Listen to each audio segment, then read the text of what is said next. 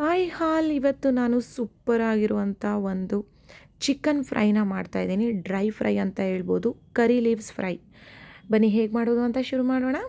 ಮೊದಲಿಗೆ ಒಂದು ಪ್ಯಾನ್ನ ಬಿಸಿ ಮಾಡಿ ಒಂದಿಡೀ ಕರಿಬೇವನ್ನ ಹಾಕಿ ಅದು ಕ್ರಿಸ್ಪಿ ಆಗೋವರೆಗೂ ಫ್ರೈ ಮಾಡಿಕೊಂಡು ಎತ್ತಿಟ್ಕೋಬೇಕು ಪಕ್ಕದಲ್ಲಿ.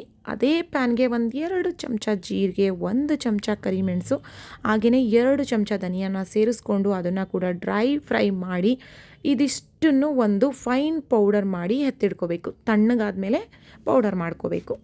ನಂತರ ಒಂದು ಪ್ಯಾನ್ನ ಬಿಸಿಗಿಟ್ಕೊಂಡು ಅದಕ್ಕೆ ಎಣ್ಣೆ ಸೇರಿಸ್ಕೋಬೇಕು. ಎಣ್ಣೆ ಬಿಸಿ ಆದಮೇಲೆ ನಾನೊಂದು 2 ಈರುಳ್ಳಿನ ಸ್ಲೈಸ್ ಮಾಡಿ ಇಟ್ಕೊಂಡಿದ್ದೆ, ಅದನ್ನು ಫ್ರೈ ಮಾಡ್ತಾಯಿದ್ದೀನಿ. ಫ್ರೈ ಆದಮೇಲೆ ಇದಕ್ಕೆ 1 kg ಚಿಕನ್ನು, 2 ಚಮಚ ಶುಂಠಿ ಬೆಳ್ಳುಳ್ಳಿ ಪೇಸ್ಟ್ನ ಸೇರಿಸ್ಕೊಂಡು ಚೆನ್ನಾಗಿ ಮಿಕ್ಸ್ ಮಾಡಿ ಮುಚ್ಚಳ ಮುಚ್ಚಿ 5 ನಿಮಿಷ ಬೇಯಿಸ್ಕೊಳ್ಬೇಕು.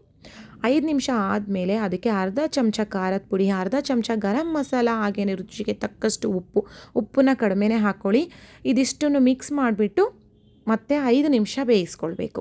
ಅದಾದ ನಂತರ ಕೊನೆಯಲ್ಲಿ ನಾವು ಮಾಡಿಟ್ಕೊಂಡಿರುವಂಥ ಪೌಡರು, ಕರ್ಬೇವಿನ ಸೊಪ್ಪಿನ ಪೌಡರ್ನ, ಇದೇ ಮೇಯ್ನ್ ಇಂಗ್ರೀಡಿಯೆಂಟ್ ಇದಕ್ಕೆ.